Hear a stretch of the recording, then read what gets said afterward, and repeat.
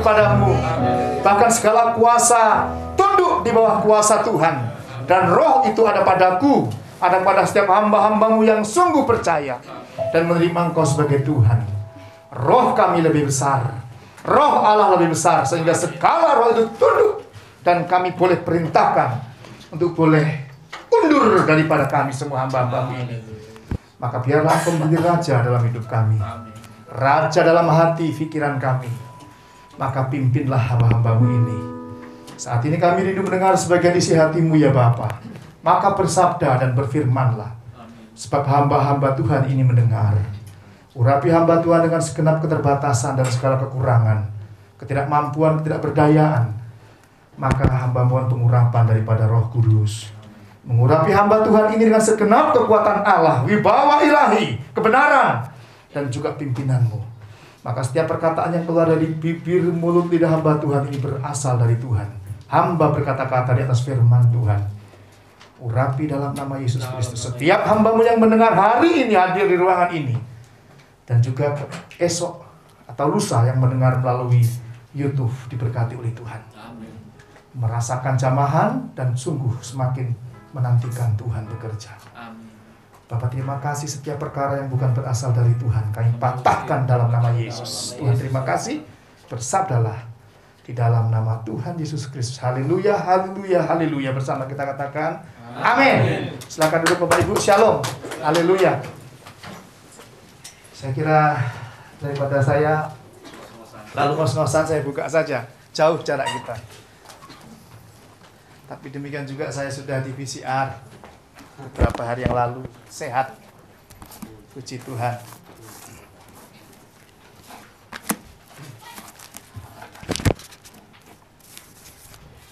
Saya hari ini ingin membahas sedikit tentang kitab Rut, atau pelajaran yang saya ingin sampaikan, dan saya sangat tergerak dengan satu contoh teladan kehidupan Rut, perempuan dari Moab,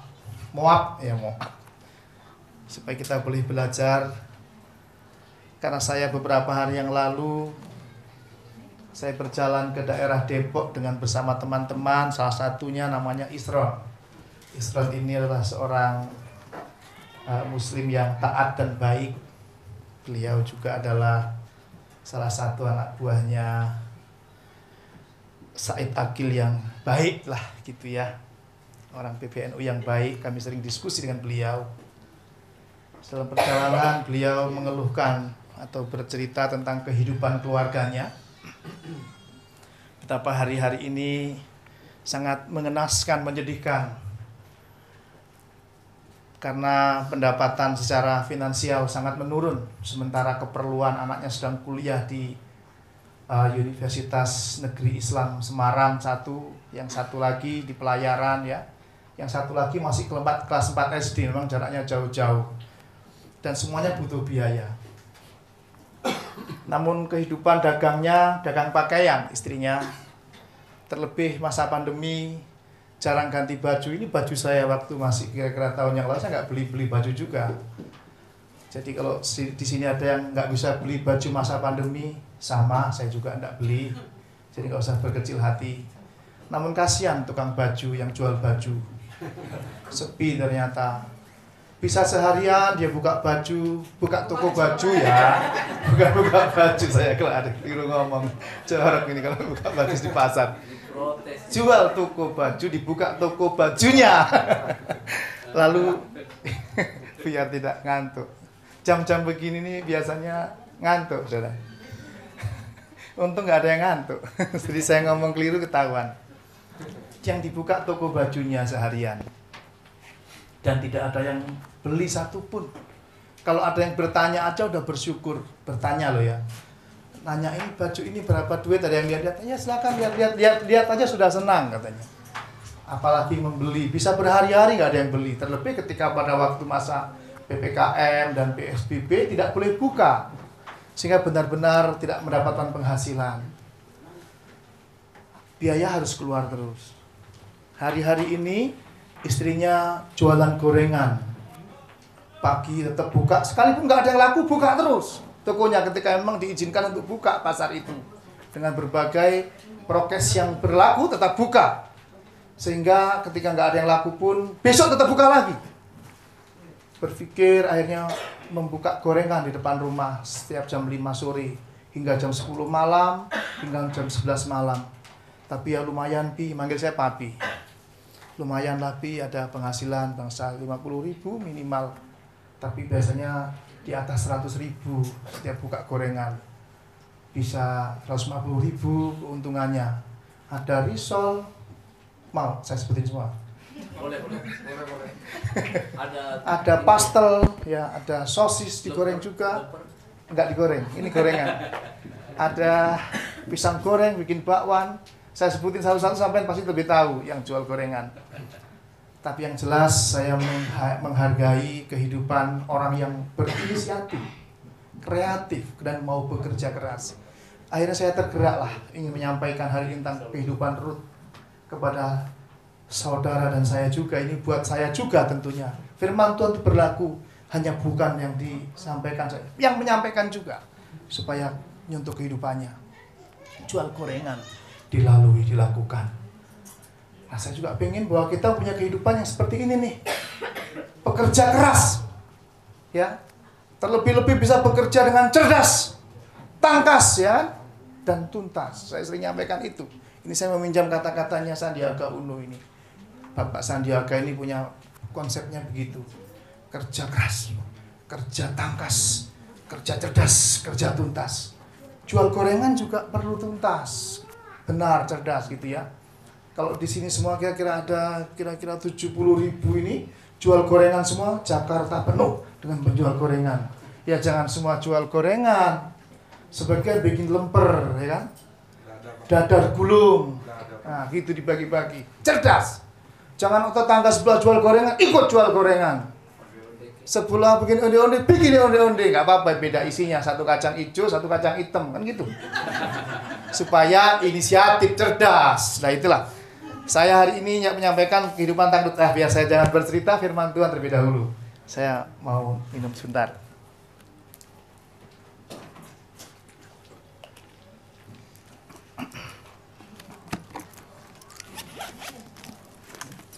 Kita buka kitab Rut.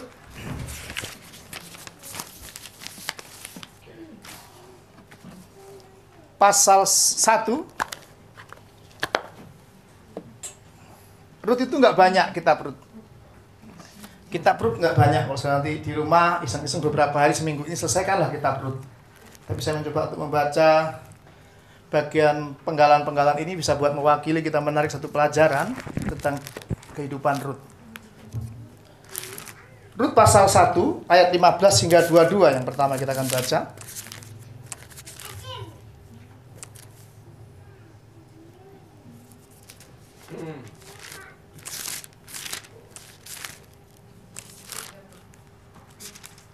Oh ya. Oh, berarti nggak pakai puji Tuhan ya, lebih cepat. Terima kasih Renata. Rut pasal 1 ayat 15 hingga ayat 22. Setelah itu nanti Renata boleh siapkan Rut pasal 4 ayat 13 hingga 17. Rut pasal 4 ayat 13 sampai 17. Di sini ada namanya Rut. You mesti belajar sungguh-sungguh dengan kehidupan ini, Rut. Berkatalah Naomi, telah pulang iparmu kepada bangsanya dan kepada para allahnya. Pulanglah mengikuti iparmu itu. Tetapi kata Rut, janganlah desak aku meninggalkan engkau dan pulang dengan tidak mengikuti engkau. Sebab kemana engkau pergi, ke situ jugalah aku pergi. Dan di mana engkau bermalam, di situ jugalah aku bermalam. Bangsamu lah bangsaku, dan Allahmu lah Allahku. Di mana engkau mati, aku pun mati di sana. Dan di sanalah aku dikuburkan. Beginilah kiranya Tuhan menghukum aku. Bahkan lebih lagi daripada itu, jikalau sesuatu apapun memisahkan aku dari engkau, selain daripada maut. Ketika Naomi melihat bahwa Rut berkeras untuk ikut bersama-sama dengan dia, berhentilah ia berkata-kata kepadanya. Dan berjalanlah keduanya sampai mereka tiba di Bethlehem. Ketika mereka masuk ke Betlehem, gemparlah seluruh kota itu karena mereka. Dan perempuan-perempuan berkata, Naomi kah itu? Tetapi ia berkata kepada mereka, janganlah sebutkan aku Naomi, sebutkanlah aku Mara, sebab yang Maha Kuasa telah melakukan banyak yang pahit kepadaku. Dengan tangan yang penuh aku pergi, tetapi dengan tangan yang kosong Tuhan memulangkan aku. Mengapakah kau menyebutkan aku Naomi? Karena Tuhan telah naik saksi menentang aku, dan yang Maha Kuasa telah mendatangkan malapetaka kepadaku. Dua-dua. Demikianlah Naomi pulang bersama-sama dengan Rut, perempuan Moab itu, menantunya, yang turut pulang dari daerah Moab, dan sampailah mereka ke Betlehem pada permulaan musim menuai jelai. Pasal 4, 13-17. Jadi ini ayatnya sudah nggak banyak di sini. Lalu Boas mengambil Rut dan perempuan itu menjadi istrinya, dan dihampirinya lah dia. Maka atas karunia Tuhan perempuan itu mengandung, lalu melahirkan seorang anak laki-laki. Sebab itu perempuan-perempuan berkata kepada Naomi, terpujilah Tuhan yang telah rela menolong engkau pada hari ini dengan seorang penebus. Termasyurlah kiranya nama anak itu di Israel. Dan dialah yang akan menyegarkan jiwamu dan memelihara engkau pada waktu rambutmu telah putih. Sebab menantumu yang mengasihi engkau telah melahirkannya, perempuan yang lebih berharga bagimu dari 7 anak laki-laki. Dan Naomi mengambil anak itu serta meletakkannya pada pangkuannya, dan dialah yang mengasuhnya. 17. Dan tetangga-tetangga perempuan memberi nama kepada anak itu, katanya, pada Naomi telah lahir seorang anak laki-laki. Lalu mereka menyebutkan namanya Obed. Dialah ayah Isai, ayah Daud. Amin. Amin. Nanti kalau ada beberapa hamba Tuhan yang kita doakan pengen punya anak, begitu anaknya laki-laki kasih nama Obed. Amin. Amin. Itu anaknya Rut. Haleluya.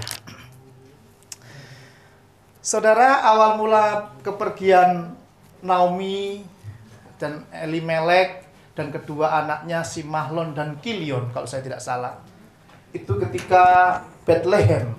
Betlehem itu disebut dengan lumbung roti atau rumah roti atau tempat lumbung gandum atau tempat makanan, dan itu mengalami krisis kelaparan melanda seluruh Israel. Mereka pergi meninggalkan Israel, pergi ke tanah Moab. Moab itu satu daerah yang memang dulu Lot tinggal di sana. Dan menurut kitab Keluaran dicatat atau kitab Kejadian catat bahwa itu tempat yang memang orang Israel tidak boleh ke sana. Lalu beberapa hamba Tuhan mengklaim bahwa Rut lagi, Naomi pergi tidak solider, meninggalkan Tuhan. Kalau saya kebalik-balik, ya memang saudara harus terjaga ya, supaya jangan sampai sesat.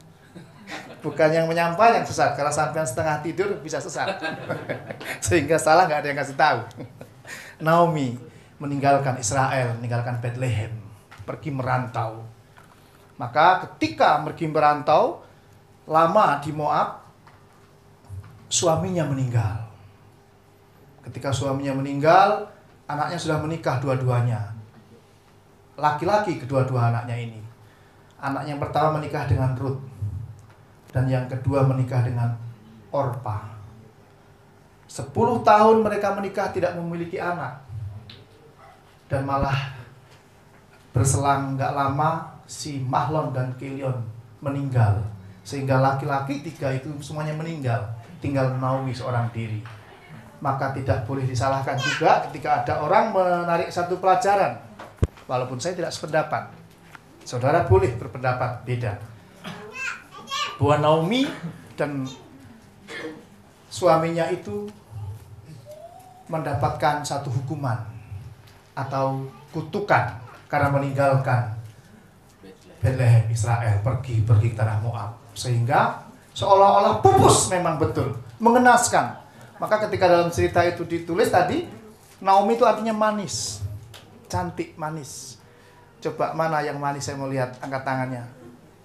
Ternyata di sini nggak ada yang manis. Tapi Naomi itu manis artinya. Maka kalau punya istri panggil, hai manis. Senang nggak istri-istri?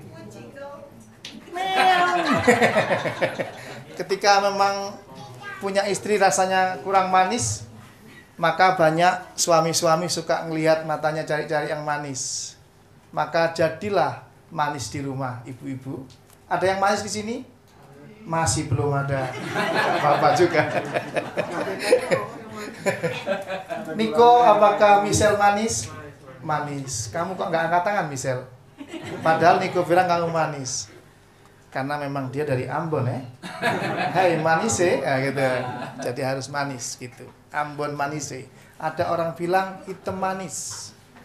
Nah, nasi muda memang hitam manis. Saya kasih tahu Bapak Ibu, jangan tertipu, Bang. Karena nanti begitu sudah tua tinggal hitamnya, manisnya hilang. Bercanda Bapak Ibu supaya tidak ngantuk. Nah, nggak lagi. Jangan panggil aku Naomi. Jangan panggil lagi aku si manis. Karena aku pahit, ternyata marah. Panggil saja aku marah. Marah itu ketika ada air pahit di marah itu rasanya pahit. Hidupnya pahit. Menurut pengakuan Naomi ditulis bahwa Tuhan sudah melakukan banyak hal yang pahit dalam hidupku. Habis semua. Dengan penuh tangan saya membawa pergi ke Moab dan dengan kosong. Nggak ada apa-apa aku kembali. Artinya pahit hidupnya. Lalu banyak orang menarik pelajaran. Makanya solider dong dengan bangsamu. Solider dengan gerejamu. Yuk tinggalin gerejaku sih. Gereja ini kamu tinggalkan. Maka hidupmu susah. Dulu ada hamba Tuhan begitu banyak. Jangan keluar dari gereja ini. Gereja ini tempat berkat. Keluar dari gereja ini saudara nggak akan diberkati. Saya kasih tahu itu sesat. Saudara dimanapun bergereja boleh. Saya harus kasih tahu begitu. Dimana saudara bisa bertumbuh. Nggak harus begitu juga hidup. Tuhan melihat, menunjukkan satu pelajaran yang saya dapat berbeda. Betul tampaknya seolah-olah pahit. Tetapi saya percaya dengan Roma pasal 8 ayat 28. Julio yang hafal nih. Mana Julio? Mana Julio? Nah, Julio yang hafal. Ini ayatnya Julio. Apa Julio?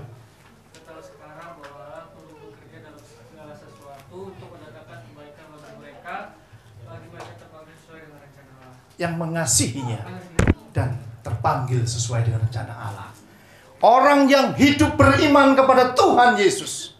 Apapun yang terjadi dalam hidupmu hari ini, saya punya pelajaran begitu. Tuhan sedang merancang yang baik dalam hidupmu. Amin. Apapun. Begitu ya.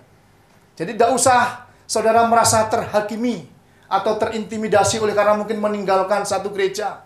Atau mungkin meninggalkan satu kota. Meninggalkan satu negara. Tidak apa-apa. Beranilah merantau. Beranilah berprakarsa, beranilah mulai sesuatu, melangkahlah dan berdoalah tetap beriman kepada Tuhan. Amin. Pada ujung-ujungnya, saya selalu berkata demikian. Pada ujung-ujungnya Tuhan sedang merancang yang baik dalam hidupmu.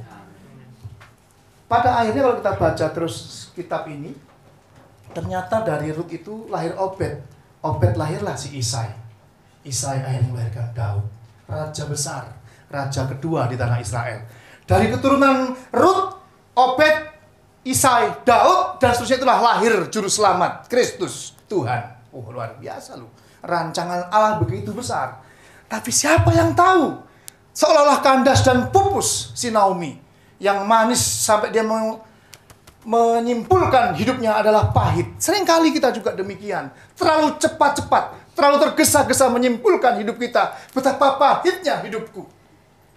Sehingga seolah berputus asa. Saudara, saya hari ini cuma sekilas membahas tentang Naomi. Karena saya membahas Rut. Tapi yang jelas pelajaran menarik hari ini. Jangan terlalu banyak mau dipersalahkan dengan setiap tindakan keputusan dalam hidupmu. Selama saudara masih pegang iman kepada Tuhan. Bukan akhir segala-galanya keadaanmu hari ini. Gara-gara aku gak ke gereja ini, kayaknya hidupku susah terus. Belum. Tuhan akan, yang penting masih ke gereja. Amin. Yang penting masih berpegang kepada Tuhan. Gereja bukan tujuan. Gereja itu alat. Saya juga menekankan demikian. Ini alat. Alat di mana kita bisa mengenal Tuhan. Alat di mana kita bisa bertumbuh pengenalan kita akan Tuhan. Dimanapun bisa. Saudara bertumbuh tidak apa-apa. Amin. Nggak usah takut, tidak apa-apa. Nah, itu penting. Nah, ini orang yang mulai berpikir, ada orang menarik pelajaran seperti anak yang hilang. Meninggalkan bapak ibunya, dia akhirnya gagal total. Bukan soal Gagal total bukan soal dia meninggalkan ayah ibunya. Meninggalkan ayah ibunya berani, bagus. Karena itu mandiri, itu dewasa. Yang salah karena dia berfoya-foya. Menghambur-hamburkan uangnya itu yang salah. Cara hidupnya, gaya hidupnya yang salah. Tetapi saya boleh melihat bahwa satu pelajaran menarik dari kehidupan si Naomi ini. Masih Naomi dulu, ini masih pendahuluan ya. Sabar, pendahuluan dulu. Itu ternyata bisa memegang imannya luar biasa di negeri Moab. Bagaimana dia sama dua penantu, dua-duanya mengikut Tuhannya.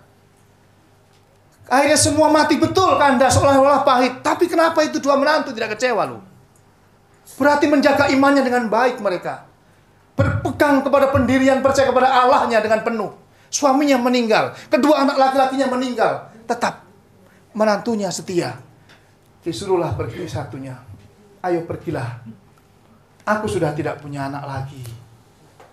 Jadi kalau di Israel itu ada satu tradisi, kalau misalkan satu anak laki-laki yang besar ini punya istri dan belum punya anak,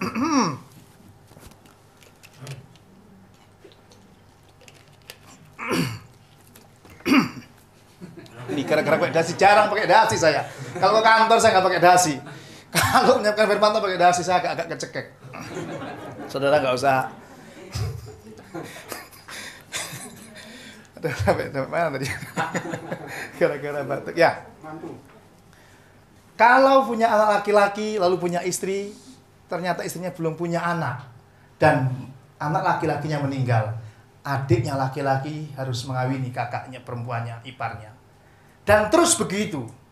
Kalau misalkan semua sudah mati anak laki-lakinya kayak Naomi begini, maka Naomi mesti menikah lagi, punya anak lagi, anaknya diharapkan laki-laki. Tunggu sampai gede lagi harus menikahi Naomi. Si Ruth sampai nggak protes sih, masa nikahin Naomi, maknya itu tadi. Anaknya Naomi menikahin si Ruth gitu, saudara. Begitu. Akhirnya si Naomi lah bilang, kalau nanti saudara baca, nggak ada harapan dalam diriku, sudah pupus. Nggak mungkin lagi kamu mengawini anakku.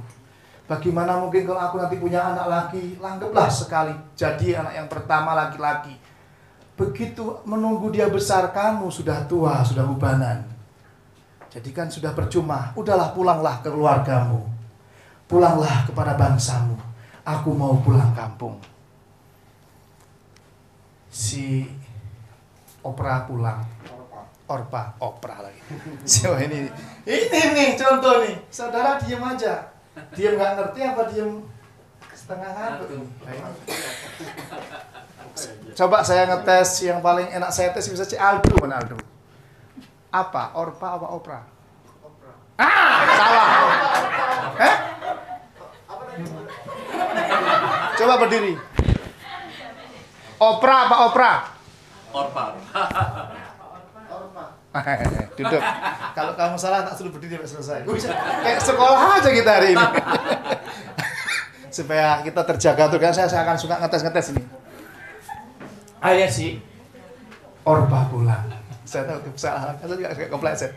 Pulang kepada keluarganya. Dan Ruth tidak mau pulang. Nah inilah mulai baru kita bicara Ruth. Ternyata ada satu menantu yang begitu taat. Allahmu juga Allahku. Bangsamu juga bangsaku. Berarti imannya Ruth tertular oleh imannya Naomi dan suaminya. Betapa mereka dimanapun dia ada, yang paling penting adalah tetap menjaga imannya dengan baik. Soal bagaimana cara matinya, soal bagaimana keadaan ekonominya, itu bukan ukuran di mana orang itu diberkati Tuhan atau tidak. Itu menurut saya. Orang kadang mengukur berkat Tuhan dari materi, dari hidup panjang, hidup lama gak mati-mati. Bukan itu urusannya. Urusannya bagaimana dia menularkan imannya kepada orang lain. Orang lain juga memiliki iman yang juga kokoh kepada Tuhan. Itu yang penting. Ini baru pendahuluan masalahnya. Baru masuk poin 1 sekarang. Poin 1 ini adalah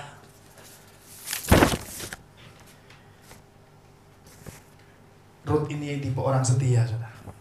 Yang pertama saya dapati orang setia. Saya rasa juga anak-anaknya Naomi nggak salah pilih pasangannya setia. Dan saya tahu orang yang beriman ketika dia memilih pasangan, dia harus berdoa dengan sungguh-sungguh. Jangan asal tabrak, bro. Berdoa, minta. Jangan asal sosor. Berdoa sungguh-sungguh, tekuk lututmu. Bener-bener saya kalau hari ini mau menyampaikan ini kepada anak-anak muda. Anak tua juga yang belum punya pasangan. Bertekuk lutut sungguh-sungguh minta Tuhan tuh sampai hujan ya.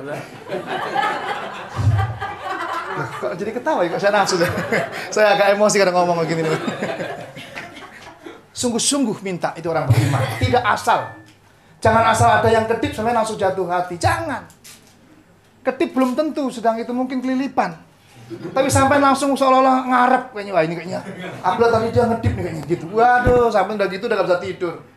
Saudara, tidurlah terbaik dan berdoalah minta pasangan pada Tuhan dengan sungguh-sungguh. Akhirnya udah dapat yang setia. Dua-dua setia. Tidak punya anak 10 tahun tetap setia. Luar biasa. Ada di Korea Utara sana banyak. Gak punya anak baru setahun aja udah buru-buru nyari. Aku harus segera punya anak laki-laki nih. Kalau tidak, keluarga aku macam mana ini? Begitu punya anak, 5-5-nya perempuan. Tidak bisa, aku harus punya anak laki-laki ini. Jesus. Hidup dalam Tuhan mendapat pasangan yang setia. Setia sampai udah pada mati masih ngikutin mertuanya, luar biasa. Mungkin juga emang mertuanya baik. Saya lihat tadi kan manis mertuanya. Pelajaran juga buat mertua-mertua, jadi mertua yang baik supaya menantumu betah mengikutimu. Ini agak putus-putus nih, bisa diganti gak? Takutnya urapannya jadi kurang. Haleluya. Ulang lagi gak ya? Menantunya setia. Kok bisa setia? Karena Allah kita Allah yang setia. Setia kepada janjinya. Allah kita itu berjanji tidak dua arah. Saya kasih tahu ya. Kalau kita berjanji bisa dua arah. Aku berjanji gini, dia juga janji juga. Janji setia. Suami istri janji setia. Jadi kalau waktu dinikahkan nanti, Niko juga dinikahkan, mungkin ada nyusul, 1 orang atau 2 orang nyusul. Janjinya itu dua arah, namanya bilateral. Janji dua-duanya. Aku berjanji, begitu ya. Tapi kalau Allah janjinya unilateral Pak, gitu sendiri. Inisiatif dari beliau berjanji bahwa dia janji, barang siapa percaya kepadaku dan takut akan Tuhan, hidupnya diberkati. Amin. Hidupnya pasti dilindungi. Amin. Hidupnya pasti penuh dengan keberuntungan. Amin. Walaupun kadang-kadang masih rugi-rugi dulu nih. Jatuh, motornya terselunsur ya kan? Ada untung. Lecetnya cuma tangan sama kaki, ya kan? Anak 1 sakit, 2 sakit, ibunya sakit, masih ada untung. Bapaknya enggak, ya kan? Jadi selalu beruntung. Wah, itu juga kurang benar namanya. Tapi pada akhirnya ujung-ujungnya memang Tuhan akan bawa keberuntungan. Nah, saya coba kasih tahu contoh janji. Manusia janji suka meleset. Tapi Tuhan tidak pernah meleset, setia akan janjinya. Ada satu cerita kehidupan. Enggak apa lama hari ini ya. Seminggu sekali, ini saya sebulan sekali. Jadi di Danau Toba sana ada satu cerita. Terjadinya Danau Toba. Mungkin ala-ala kita tahu cerita ini. Mungkin saya salah, kalau salah mohon dikoreksi. Gak apa-apa lah, ini versi beda anggap aja ya. Bisa jadi versinya beda, yang saya baca bukunya sumbernya berbeda. Ada namanya Ruhut. Sini gak ada nama Ruhut ya? Untung gak ada. Jadi dia gak tahu ceritanya. Ini kan cerita si Ruhut. Lalu saya menulis nama si ikan emasnya itu si Rosma. Ada Rosma? Ada Rosma? Nggak ada juga. Jadi kalau saya berbeda cerita itu kan saya nyeritain Rosma sama si Ruhut. Nah, si Ruhut ini sudah sampai hampir lapuk, tidak punya istri. Tiap hari rajin berkebun gitu ya, di ladang, dari bukit gitu, terus berladang, tinggal di rumah sendirian sampai sudah hampir expire gitulah. Secara kalau barang, tapi kan manusia jadi nggak ada expire-nya sebenarnya. Tapi yang jelas sudah cukup tua tapi tidak punya pasangan, nggak punya penolong. Sekali waktu tiba-tiba dia heran, kok tiba-tiba ada ikan di pasu gitu, di baskom gitu, ada ikan emas besar. Waduh, didiamkan dulu, rencana mau dimasak. Tapi berhari-hari sebenarnya si Ruhut ini agak heran. Dari balik bukit dia suka ngintip, kok rumahnya suka ngebul gitu ya, ada berasap gitu. Begitu dia pulang tiba-tiba ada makanan, dipikir siapa yang nyiapin? Mama jauh dari sini, nggak ada, jauh dari keluarga. kok ada makanan tersaji. Nah, sekali waktu dia mulai curiga. Apa gerangan? Dilihat di pasu ada ikan mas besar. Iseng-iseng dia mau masak, tiba-tiba ikan mas berubah menjadi sosok Rosma, cantik. Percaya nggak ada perempuan Medan yang cantik? Percaya kan? Hari ini di Jakarta saya lihat banyak anak-anak Medan yang cantik. Haleluya, ada anak Medan cantik? Di sini juga nggak ada juga. Karena orang dulu berpikir di Medan, kata teman saya, kenapa sih kok di Medan rata-rata mukanya segi 4? Saya bilang gitu dong. Ada orang nanya, karena setiap kali lahir selalu orang tuanya bilang, jelek kau, jelek kau. Kenapa dibilang jelek? Karena kalau cantik katanya dimakan oleh si Bagu, siapa namanya? Iblis atau si namanya Begu ganjang. Saya agak susah. Nangkep saya lama gak komentar. Si Begu. Maka anak yang lahir dibilang kamu jelek. Supaya itu nggak cantik, nggak bagus, nggak manis ya. Karena kalau manis suka diambil oleh si Bagu gitu, si Begu. Supaya terjaga, hati-hati ya, kan ini banyak orang Medan saya. Maka banyaklah segi 4. Kotak lah gitu, segi 4 sih enggak. Segi 4 Mas SpongeBob itu. Gitu. Tapi saya lihat enggak, ini cerita ini di Jakarta sudah enggak dibilang jelek, begitu lahir, hai anak cantik. Hai anak manis. Hai Naomi, belum ada ya. Nanti kalau punya anak perempuan kasih Naomi artinya manis. Banyak anak-anak Medan manis, walaupun saya harus kasih tahu bahwa itu tetap manis istri saya. Supaya aman saya. Akhirnya Rosma memang cantik. Rambutnya panjang. Istri saya emang nggak panjang, dulu panjang. Tapi itu memang di Rosma rambutnya panjang, Bapak Ibu ya. Tapi nggak apa-apa, nggak panjang juga bisa manis. Asal senyum. Akhirnya si Rosma bilang, akulah yang selama ini menghidangkan makanan. Jadikanlah aku istrimu, ndak apa-apa. Ruth bilang, ya udah. Aku mau terima engkau. Bahagia loh si Ruth, duk ya, cantik lihat orang, aduh. Nggak tahu memang cantiknya karena nggak ada saingan, saya nggak tahu, kan jauh dari mana-mana, cuma adanya dia doang gitu. Oke, cantik, dia peluk, dia berjanji, aku mau jadi istrimu dan akan melahirkan anak bagimu dan aku akan setia asal engkau setia pegang janji. Apa yang harus aku pegang janji itu? Berjanjilah bahwa engkau tidak pernah mengatakan, saya baca ya, takut salah ngomong. Jangan mengatakan anakmu bahwa anakmu adalah anak ni deke. Jangan kau mengatakan bahwa ini anak ikan. Sekali kau mengucapkan bahwa itu adalah anak ikan, semua akan berubah dan jadi petaka. Kan kira-kira gitu. Si Ruth bilang, yes, pasti aku bisa. Bisa laki-laki cepat begitu, saudara. Cepat mengiyakan janji, gampang janji. Jadi jangan terlalu percaya dengan janji laki-laki. Karena banyak ketua yang nggak beriman loh ya, kalau di sini pasti bisa supaya saya keluar aman. Di sini pasti karena beriman. Janjinya pasti benar supaya saya nanti pulang aman ini. Pak Edi nanya lewat mana ntar? Akhirnya kita di sini banyak bercanda nggak apa-apa Bapak Ibu ya, supaya kita jangan lupa bahagia. Janji, laki-laki cepat berjanji, maka jangan pernah gampang percaya dengan janji laki-laki di luar sana ya. Di sini kan, di sini janjinya pasti benar. Apalagi di mimbar, bisa bahaya. Nah, singkat cerita, kan sudah bilang lama nggak apa-apa, kan ceritanya seru. Berkebun dan si anaknya lahir anak laki-laki, dia suka bawain bekal. Si anaknya suka makan cacing. Maaf ya kalau ceritanya salah, saya cuma baca salah buku mungkin. Dia dapat cacing, dia makan, bapaknya geli gitu ya. Kadang-kadang bekalnya sambil dimakanin gitu, sambil jalan kan. Sampai setahun, 2 tahun baik-baik saja. Tapi hari itu nggak tahu kenapa si Ruth emosi banget. Udah siang, nggak nyampe-nyampe, sudah nyangkul dari tadi udah pada lapar banget, udah gemeter kayak gini ya. Nggak nyampe-nyampe, begitu nyampe ternyata tempat bakul nasinya itu yang dibawa buat kiriman bekal makanan buat bapaknya habis. Sampai sudah habis, bapaknya marah. Dasar kau, anak nideke. Kira-kira betul gak saya bahasanya? Salah ya? Kayaknya Bu Purba yang manggut-manggut, mungkin Bu Purba sama-sama gak ngerti ya sama saya. Akhirnya anak ini nangis, lari, kejar. Kaget dia, dasar kau anaknya ikan, kira-kira artinya gitu. Yang nggak ngerti percaya aja. Akhirnya dia nangis, lari dia, nangis. Cerit mamanya, kenapa kau? Pelok seorang itu benar. Bapak bilang aku anaknya ikan, anak Nideke. Ibunya kaget, nangis ibunya. Kenapa dengan mudahnya dia mengingkari janji? Nangis, bapaknya ngudak dari belakang lari, nyesel bapaknya. Dia lihat ibunya udah terurai, airnya Ruth berderai air mata luar biasa. Si Ruth minta ampun.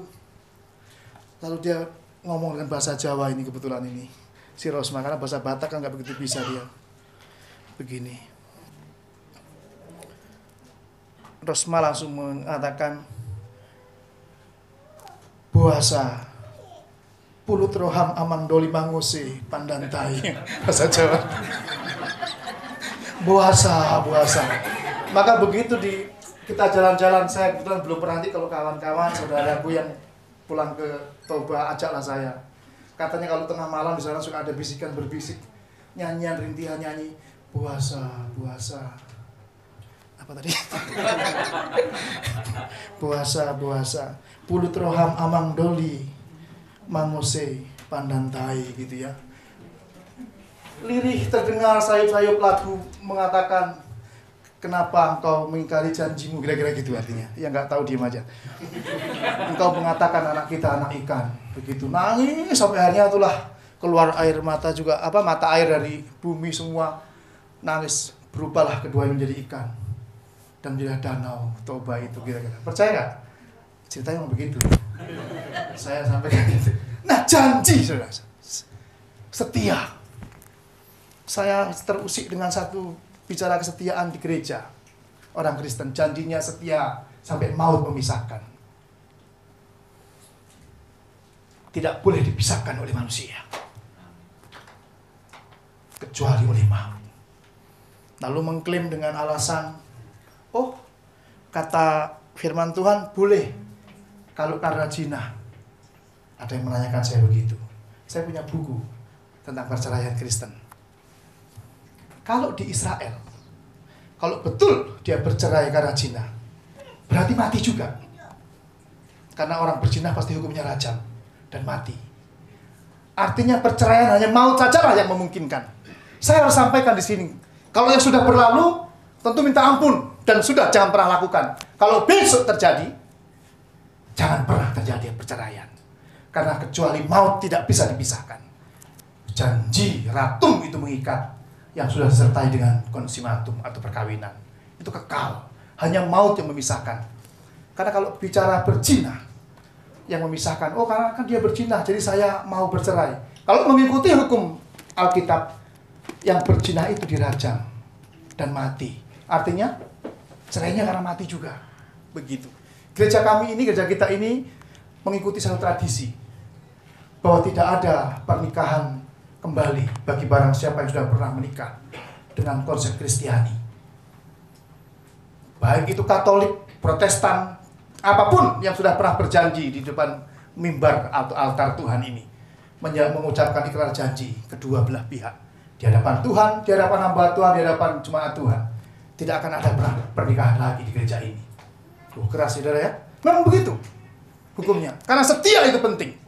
Karena Allah kita berjanji itu setia. Maka kalau yang berjanji itu setia, umatnya juga harus setia. Kalau Allahnya setia dan umatnya tidak setia, saya harus kasih tahu, sampai belum tentu umatnya Tuhan. Karena Tuhan itu setia loh. Kayak marah-marah saya, udah enggak nih. Belajarlah setia. Saya setia, saya sering ngomong begitu, tapi belum teruji. Tapi ada satu hamba Tuhan di sini yang sudah teruji. Baru satu saya rasa. Sahabat saya ini setia, dibuktikan sampai akhir. Mau memisahkan. Jadi kalau nanti ada yang memang mau ngantri lagi, nggak apa-apa. Beliau udah teruji setia. Gak apa kan Hendrik? Ya nggak apa-apalah. Sudah waktunya. Karena seorang hamba Tuhan pelayan sebaiknya dia memang punya istri. Sebab memang akan pendamping. Bayangin aja kalau kaum wanita ke sini, kita kan saya nemenin ibu, Pak Hermawan nemenin ibu, Pak Haji nemenin siapa ya? Kan orang bertanya-tanya ya. Tentu suami-suami akhirnya Pak Rudi, semua yang lain lihatin istrinya dong. Ini Pak Haji nungguin siapa ya? Ayo datang orang gitu. Karena bercanda ini. Tapi benar ya. Haleluya, setia. Cari pasangan yang setia adalah orang yang takut akan Tuhan. Menunjukkan setia. Ruth ini tipe orang setia. Sampai akhir pun dia mengikuti. Yang menarik adalah dia mengikuti ibunya. Kunci kehidupan yang diberkati Tuhan adalah hidup yang setia. Tidak berputus asa.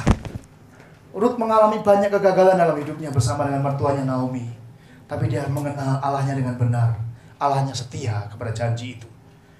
Dia hanya mengucapkan kata-kata menarik. Kemanapun kau pergi, aku akan mengikuti engkau. Bahkan dia bersumpah. Bersumpahnya ini bukan atas nama Allahnya Moab, bukan. Allah Moab itu namanya Kapos. Tapi ini dia menyebutnya dengan Yehovah atau Yahweh. Allah Israel. Dia beriman kepada Allahnya Naomi dan Elimelek. Imannya Allah Israel. Dia bersumpah, kalau sampai terjadi sesuatu memisahkan saya dengan engkau, kecuali bukan karena maut, biarlah aku terkutuk. Betul gitu ya? Tadi kira-kira kata-kata begitu. Artinya punya janji yang benar. Dia akan menyertai mertuanya sampai kapanpun, apapun yang terjadi. Dia juga nggak pernah punya pikir-pikir bakal dia dapat suami lagi, nggak berpikir begitu juga. Orang dibilang udah nggak mungkin, betul ya? Tapi kemanapun si Naomi pergi dia ikutin. Bukan cuma setia kepada anaknya saja atau pada suaminya saja, tetapi kepada ibu mertuanya yang hanya seorang diri saja. Tentu sudah nggak punya apa-apa loh. Orang dibilang sudah kosong, tangannya nggak ada harta. Terbukti ketika dia pulang ke Bethlehem kembali. Waktu tiba musim panen jelai, tidak punya apa-apa. Ruth bilang, ibu sudah tidak kuat bekerja lagi. Ibu, iya si Naomi, Bu Naomi sudah nggak bisa kerja lagi. Saya diomelin. Ruth yang pergi mengais atau memungut hasil panen, sisa-sisa hasil panen di kebun. Dia pergi memulung. Menjadi pemulung. Ada pemulung sini? Ada pemulung nggak? Nggak ada juga. Jangan sampean berbilang bahwa saya nganggur nggak ada pekerjaan, saudara ya. Pemulung nggak ada di sini. Berarti sampean harus punya kerjaan semua. Karena Alkitab mencatat terus jadi pemulung, saudara. Nggak usah malu jadi pemulung. Malu kalau sampai nggak bekerja. Betul? Galak ya. Saya pernah jadi pemulung. Mulai kecil saya hidup jadi pemulung. Namanya menyemang kopi. Nyemang itu memungut kopi-kopi yang rontok setelah musim panen. Saya pakai beronang itu di daerah Sekincau, Pampangan sana. Baru lulus SD kecil. Tapi saya pergi merantau pakai beronang. Sini diikat gitu. Ininya beronang namanya itu. Kayak keranjang gitu saya pungut. Kalau saya cerita ini, istri saya bilang, nggak mau telepon saya sih katanya. Dulu belum ada telepon, jadi saya nggak bisa telepon istri saya. Karena si SD. Sesekali saya juga agak nakal. Dari kecil udah nakal ternyata. Yang di pohon kadang-kadang saya ambil juga. Bukan contoh yang baik, tapi itu saya lakukan. Itulah manusia. Supaya dapat lebih. Kok Bang Marta kayak merasa aja, dia ketawa terus. Manusia memang begitu, tapi manusia hari ini sudah enggak, karena udah enggak nyemang kopi kan. Saya pernah jadi pemulung, tapi bosnya pemulung. Bosnya maksudnya saya ada orang mulung, saya ngumpulin rongsokan. Ketika usaha saya bangkrut, saya pernah jadi pengepul rongsokan. Rumah penuh dengan rongsokan, saya pernah ngalami juga. Sampai YRC itu ketika dibangun, saya mengumpulkan rongsokan dan saya memaknai pemulung itu bukan hina, saudara. Tapi orang yang gigih seperti Ruth. Nah, mungkin poin yang kedua jadinya. Poin yang kedua, Ruth ini adalah tekun dalam bekerja. Hamba Tuhan, anak Tuhan yang dia bilang anak Tuhan punya Allah yang setia, punya Allah yang berjanji setia. Jangan pernah berhenti bekerja. Pekerjaanmu nggak membuat saudara kaya, tidak. Pekerjaanmu nggak membuat saudara sukses, tidak. Tapi bekerja. Karena Tuhan akan memberkati orang yang bekerja. Belum tentu dalam pekerjaannya. Tapi paling penting pertama-tama bekerja saja. Karena Tuhan akan kirimkan berkat dari cara Tuhan yang gak bisa ditebak-tebak. Tapi penganggur tidak mungkin. Harus gigih, giat, bekerja apa saja. Mau bikin kue, mau bikin bakwan, mau bikin apa, ya jangan bikin masalah aja. Gitu ya. Kerja saja. Pasti ada berkat. Cara Tuhan lain. Saudara boleh jual bakwan, tapi sekali waktu tiba-tiba ada yang bilang, tolong dong tukang bakwan, cariin tanah, ada yang cari tanah nih. Nyari apa beli, ingat baik-baik nih. Nyari apa beli, kalau nyari mah gak ada. Mau beli, nah udah. Apa speknya? Oh yang ini sekian meter, beli, iseng-iseng-isengnya. Wah ternyata ujung-ujungnya tiba-tiba gak sangka-sangka ketemu tanah yang mau dijual juga, harganya masuk, keuntungan. Bisa 200 juta loh sekali untung. Makanya berlomba-lomba malah jadi maklar tanah. Sambil jual bakwan. Bakwan kan tiap hari buat makan. Sekali waktu kalau melihat ada orang terampil bekerja, ada orang ngobrol sambil makan bakwan kan nanya, wah ada nggak ya orang jual tanah gitu. Ada yang nyari ini, waduh. Kalau nyari nggak ada bang. Kalau beli mungkin ada, nah kan bercanda lama-lama ada. Itu rezeki Tuhan bikin. Itu yang pertama. Tadi setia. Yang kedua ini harus bekerja keras. Tekun bekerja. Tekun. Tadi kalau ketika bulir-bulir gandum sisa dia ambil. Maknya udah tuan. Setia tapi tekun bekerja. Waduh, kalau punya menantu gini mah ada 2-3 biji mah boleh. Iya, setia. Jadi jangan ditelantarkan orang tua. Orang setia itu tidak pernah melantarkan orang tuanya. Apapun keadaan orang tuamu, jangan telantarkan. Hormati, hargai, peliharakan. Berat memang, tidak mudah. Tapi itulah yang Tuhan mau. Karena saya selalu mengatakan, loh batu ada 2. 2 loh batu. Loh batu pertama tertulis tentang Tuhan. Tien, Tuhan. Debata, ya. Hormati Tuhan Allahmu. Jangan membuat patung bagimu. Hormati hari Sabat. Dan seterusnya. Poin 5. Hormati orang tuamu. Supaya baik keadaanmu, panjang umurmu di bumi. Loh batunya jadi satu dengan Tuhan. Amin. Semen belum amin, belum baca. Baca dulu. Tapi saya sudah. Loh batu yang kedua. Jangan berzina, jangan mencuri, jangan mengingini harta sesamamu, juga istrinya jangan kau ingini. Kalau anaknya nggak apa-apa, yang penting tapi sama-sama lajang. Dan sebagainya itu 5 tentang sesama. Hukum dengan sesama ini 1 loh batu saja. Tapi orang tua 1 loh batu dengan Tuhan. Barang siapa menelantarkan orang tuanya dan tidak menghormatinya, engkau lebih buruk daripada orang murtad. Firman Tuhan catat demikian. Jadi gereja mengajarkan kita, oh, hanya lagi hidup, bukan sudah mati. Banyak orang mengajarkan, tapi nanti kalau orang tuanya sudah mati, baru orang tuanya sudah di kuburan. Wah, dulu bapak ini baik, ibu ini baik, bawain, datang ke kuburannya. Boten artinya, bapak ibu, nggak ada artinya bahasa Bataknya. Nggak berarti itu. Lagi hiduplah, antar apel 1 biji, nggak 1 kilo. 1 biji saja kau bikin, mamamu, bapakmu, apel. Kasih dengan tulus, amin. Itu berarti. Jeruk 1 butir berarti. Bubur ayam walaupun kadang nggak dimakan berarti. Apalagi dimakan, kan gitu. Jadi seringkali orang ketika orang tuanya udah mati, disediain apel, sediain apa, udah mati. Lagi hidup dong. Dengan segala benturan, dengan segala pertentangan, dengan segala hal yang membuat kita sulit berjuang. Tapi tekunlah bekerja melakukan itu. Ada berkat. Nah, Ruth juga bekerja keras kayak tadi. Istron istrinya jual gorengnya. Apa saja. Kerjakan. Jemaat kita jemaat yang bukan cengeng ya. Bukan kaleng-kaleng. Tapi jemaat yang mau tekun bekerja. Hari ini tampak nggak berada hasilnya. Kerja saja. Saya selalu bersorak sama anak-anak muda ini, masih teman-teman yang jualan gula merah. Pokoknya order. Kalau lihat di rumah saya main ke rumah Pak Toto pada nganggur.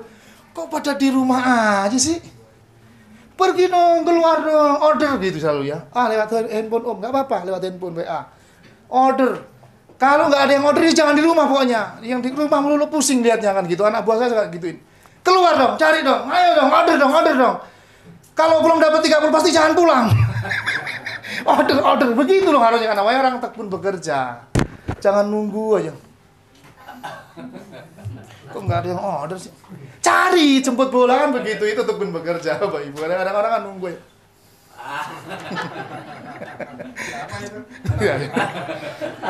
Bahasa Medannya gini, giling manyun bae. Enggak mau ngorder. Ngorder dong gitu ya. Cari, tawarin agak dikit memelas, nggak apa-apa. Ya kan? Ada kan orang jualan, tolong Bu buat makan. Terus ini yang beli juga akhirnya kita. Nah itu nomor 2. Baru kedua ada 5 lagi. 3 terakhir. 1 ayat 16. Tolong bacakan.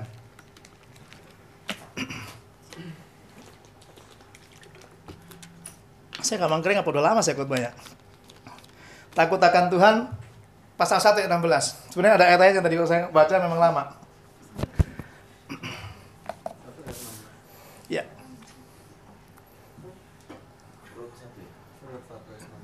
Rut 1 ayat 16. Ya. Tetapi kata Rut, janganlah desak aku meninggalkan engkau dan pulang dengan tidak mengikuti engkau.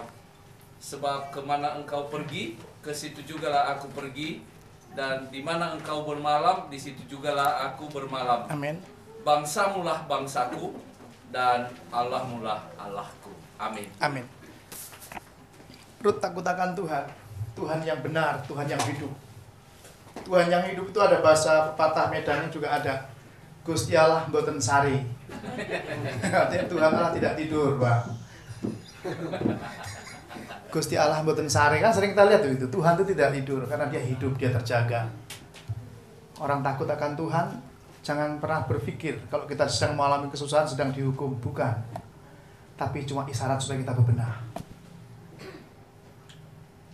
Proses jalan terus, belum berakhir. Kayak Naomi bukan berarti sedang hidup dalam hukuman, bukan. Tapi sedang proses. Proses di mana tetap menjaga imannya, takut akan Tuhan. Ternyata bisa memboyong Rut pulang ke Bethlehem, ke Yerusalem. Untuk akhirnya melahirkan keturunan yang luar biasa. Sampai Alkitab mencatat, 1 menantumu itu lebih daripada 7 anak laki-laki. Betul ya? Kita baca. Wah, hebat. Punya menantu 1 Rut yang kau bawa ini lebih besar dia dibanding 7 anakmu laki-laki. Jadi kalau ditimbang 7 anak laki-laki, Rut 1 orang saja, masih hebatan Rut. Luar biasa gak? Karena Rut takut Tuhan. Dan Naomi dan keluarganya takut Tuhan, menjaga takut Tuhannya luar biasa. Imannya gak goyah. Sehingga imannya bisa ditularkan kepada orang lain dengan segala keadaan loh ya. Keadaannya gak baik loh ya. Enak kita ngomong, wah kita lagi diberkati, kita bisa bersaksi enak. Tapi kayak Rut, kayak Naomi bagaimana bersaksi? Dan bisa mantu-mantunya percaya. Ini karya Allah yang dikerjakan dalam keluarga orang yang takut akan Tuhan. Hingga menantunya bisa dibawa. Nggak diajak, malah suruh pulang.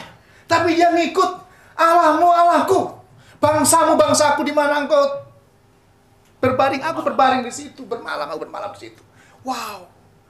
Yang bisa mengubah hati menjadi setia, yang bisa mengubah orang itu tekun bekerja adalah kuasa Tuhan, Roh Kudus. Yang bisa membuat orang berhati tulus. Ini Rut tulus loh.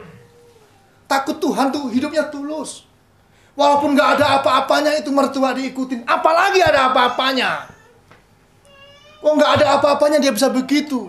Karena apa? Dasarnya takut akan Tuhan. Hanya itu saja.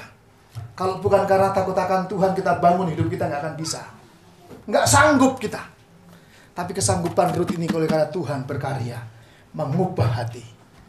Saya sampaikan juga, Allah lah yang mengerjakan iman dalam hidupmu, dalam hatimu. Kalau hari ini saudara ada di sini dengan setia dan dengan sungguh hidup takut akan Tuhan, Tuhanlah yang bekerja, Roh Kuduslah yang berkarya. Bukan karena hebatnya khotbahnya perlu bercanda doang, tapi Roh Kuduslah yang menghidupkan firman Tuhan sehingga terus kita hidup takut akan Tuhan. Teruslah jaga hidup takut akan Tuhan itu. Di ujung jalan Tuhan menjanjikan ada kemenangan. Amin. Siapa sangka akhirnya ternyata garis keturunan Rut inilah orang Moab, orang kafir, orang tidak percaya Tuhan. Ternyata silsilahnya menjadi silsilah Kristus Tuhan, Sang Juru Selamat. Raja Daud adalah cucunya. Begitu. Saya melihat adalah orang yang takut akan Tuhan dia kuat menghadapi segala kegagalan. Dia kuat menghadapi segala krisis. Kalau hari-hari ini semua bangsa kita sedang mengalami kesusahan, nggak sendirian, kita semua juga mengalami hidup sepi, ekonomi menurun. Tapi kalau hari ini kita tetap berjuang dan berkarya, kerja dengan tekun tadi itu, dan tetap setia dengan keluarganya.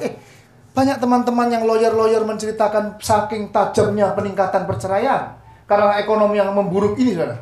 Tapi saya bersyukur di sini tidak ada yang punya rencana bercerai, ada nggak? Tidak ada. Amin, tidak ada. Tidak ada. Itu setia, tetap setia. Tapi banyak di luar sana orang sudah katanya ini angka perceraian meningkat tajam oleh karena keadaan ekonomi yang memburuk. Tapi anak-anak Tuhan yang takut akan Tuhan tidak ada. Jangan terbersit dalam pikiran, amin. Maka tetaplah hidup takut akan Tuhan. Anak-anak perempuan yang cantik-cantik, yang manis-manis. Manis-manis ya. Ada yang manis? Belum ada. Ada Julio manis. Cari suami bukan yang kaya, bukan yang berpangkat, bukan yang berderajat, bukan. Cari laki-laki yang takut akan Tuhan. Amin. Walaupun dulu mungkin dia nyemang kopi sambil sedikit-sedikit ngambil kopi dari pohon, asal dia takut akan Tuhan, lama-lama sih gak bakal ngambil dari pohon lagi. Takut akan Tuhan, ada berkat dalam kehidupanmu. Amin. Sudah panjang. Haleluya. Terima kasih Tuhan. Haleluya.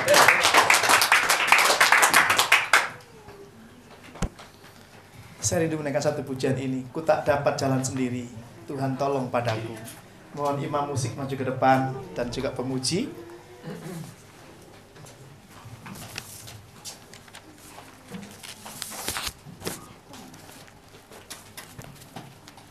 Kita berdoa. Tuhan Yesus, terima kasih sebab firman-Mu berkata-kata dengan ringan, dengan canda, namun hamba belajar betapa kami memiliki Allah yang setia pada janjinya. Janji-Mu seperti fajar yang tidak pernah terlambat bersinar. Ajar kami juga memiliki sikap hidup yang setia. Setia dengan keluarga, setia dengan sahabat teman, setia dengan pelayanan, setia dengan pekerjaan kami, baik itu bekerja di gereja, di pelayanan, juga di perusahaan. Tuhan Yesus, jadikan kami orang yang giat dan tekun terus bekerja. Apapun pekerjaan kami, mungkin belum tampak hasilnya, biarkan kami tetap tekun dan bekerja. Karena ada janji Tuhan, Kau memberkati kami karenanya. Karena kami hidup takut akan Tuhan, berharap padamu. Berkati firman-Mu hari ini. Kita akan satu pujian.